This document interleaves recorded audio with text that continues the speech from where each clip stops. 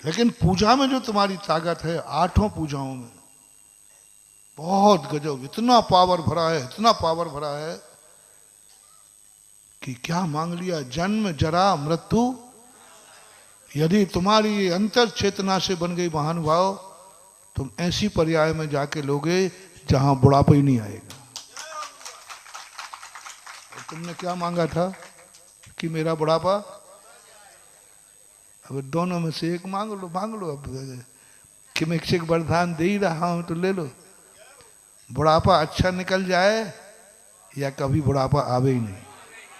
अरे मुराद जी आप कुछ गड़बड़ तो नहीं करे, आपका कोई ठिकाना नहीं, कभी बुढ़ापा आवे ही नहीं, इसका अर्थ मैं जवानी में मर जाऊं। आज तुम्हारा क्या भरोसा है भैया? अरे नहीं नहीं नहीं, एक पर्याय ऐसी भी है जहां बुढ़ापा नहीं आता और पूरी उम्र होती है, जिसे देवता कहते हैं, जिसे भोग भूमि कहते हैं, जिसे तीर्थंकर कहते हैं। बुढ़ापा नहीं आता इनका। वृद्ध के कोई भी लक्षण तीर्थंकर में नहीं दिखते। 84 लाख पूर्व की उम्र में 83 लाख पूर्व में दीक्षा ली ऋषभदेव की चर्या में कहीं बुढ़ापा नजर नहीं आ रहा था। यदि बूढ़े होते तो 6 महीने तक बैठे रह जाते। कोई बुढ़ा करके दिखाए। वृद्ध लोग कहते महाराज जी अब मैं सामायिक नहीं कर पाता हूँ, कर पाते हूँ क्योंकि बूढ़ी हो गई हूँ, हिलना डुलना पड़ता है। तीर्थंकर 83 वर्ष के 84 साल की उम्र बुढ़े हो गए, लेकिन 6 महीने में उनको बुढ़ापा नहीं आता। वृद्ध पने के कोई लक्षण तीर्थंकर के उम्र नहीं आते। इतने साल की उम्र में भी तीर्थंकर का सफेद बाल नहीं होता, एक बाल भी सफेद नहीं होता। तीर्थंकर का खुद का कहना, हो जाए तो वो हुंडा और सर्पनी का दोष मान लिया जाएगा।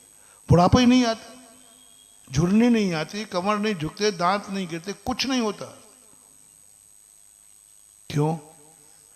उन्होंने कभी पूजा करते समय कहा भगवान मुझे मेरा बुढ़ापा अच्छा निकल जाए ये भावना नहीं है, मुझे बुढ़ापा आए ही नहीं। बस ये संकल्प के कारण से देव बन जाते।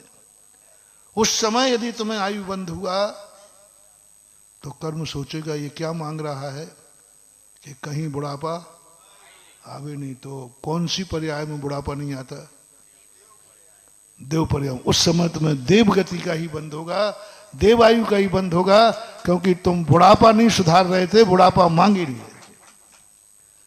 मौत ना हो मेरी, अच्छी मौत हो नहीं, बस मौत से परे हो जाओ। तो या तो सिद्ध बन जाओगे, नहीं तो ऐसी पर्याय में जाओगे जहां अकाल मौत नहीं होगी। नमोकार मंत्र में अकाल मौत से नहीं बचा सकता, लेकिन पूजा की पहली पंक्तियां तुम्हें अकाल मौत से बचा सकती हैं। जन्म जरा मृत्यु विनाशनाय। मैं मृत्यु का ही नाश करना चाहता हूं, मृत्यु ही ना आए। उस समय आयु बंध होगा, अनपवर्त आयु का बंध होगा। अनपवर्त आयु जन्म का,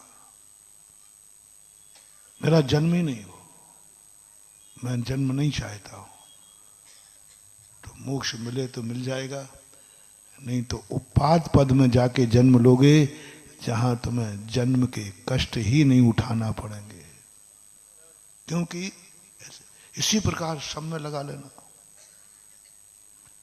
प्रतिकार करने का भाव नहीं आया, जैसे क्षुधा में बताया मैंने, ऐसे काम रोग में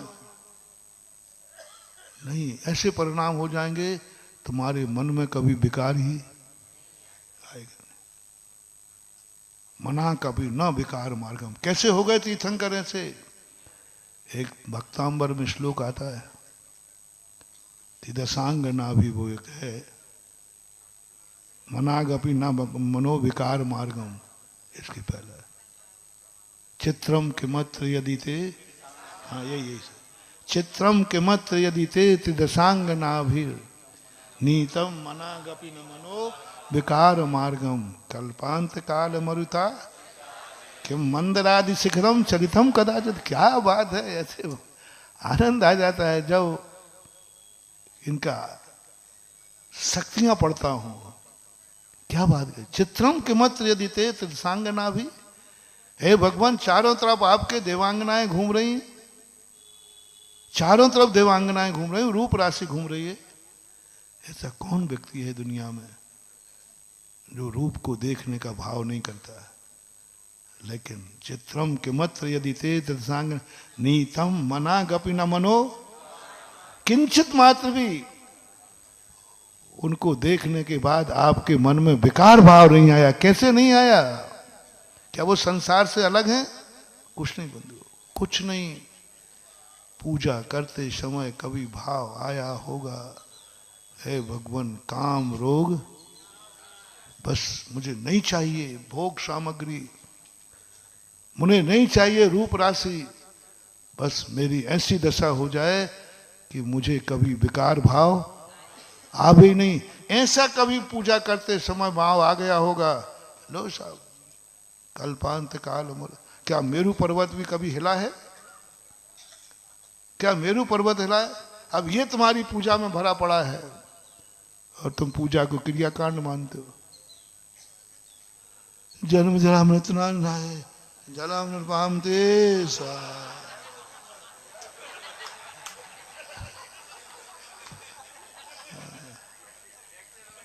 वो साइकिल पे एक व्यक्ति बैठा था पीछे, तो उबड़ खाबड़ आया, तो वो अपना पाजामा पहनते थे पहले, तो उसने कहा देख भाई अपना जल्दी जम के पकड़ लेना, तो उसने नाड़ा जम के पकड़ लिया, वो साइकिल से गिर गया। तो बोले तू कैसे गिर गया? नाड़ा, अरे नाड़ा तो मैंने जम के पकड़ा था। अरे नाड़ा पकड़ना था कि साइकिल? ऐसे ही तुम्हारे हाल हो जाते हैं। आठों द्रव्यों में आठों जो तुम्हारे मंत्र दिए गए हैं, गजब के सूत्र महानुभाव। ये मत समझो कि गृहस्थों को कुछ नहीं दिया, सारी शक्तियां मुनियों के पास ही होती है, मत समझो। बहुत अद्भुत शक्तियां हैं तुम्हारे पास। तुम्हारी एक एक पूजा अध्यात्म है, एक एक पूजा उपादान है। लोग पता नहीं, ये मूर्ख तथाकथित एकांतवादी कहते हैं तो क्रियाकांड है। मैं कहता हूं पूजा शुद्ध समय सार है, समय सार थ्योरी है और पूजा समय सार का प्रैक्टिकल है। समझाने की कला तो सीखो। बोलो मैं भगवान की तरफ पूजा को ले जा रहा हूं कि आत्मा की तरफ? कौन कह रहा है कि भगवान की पूजा कर रहे हैं? वो तो निमित्त है। वो तो ऐसे ही है कि हम देख दर्पण को रहे हैं, लेकिन दिख क्या रहा है? देख रहे हैं और दिख क्या रहा है?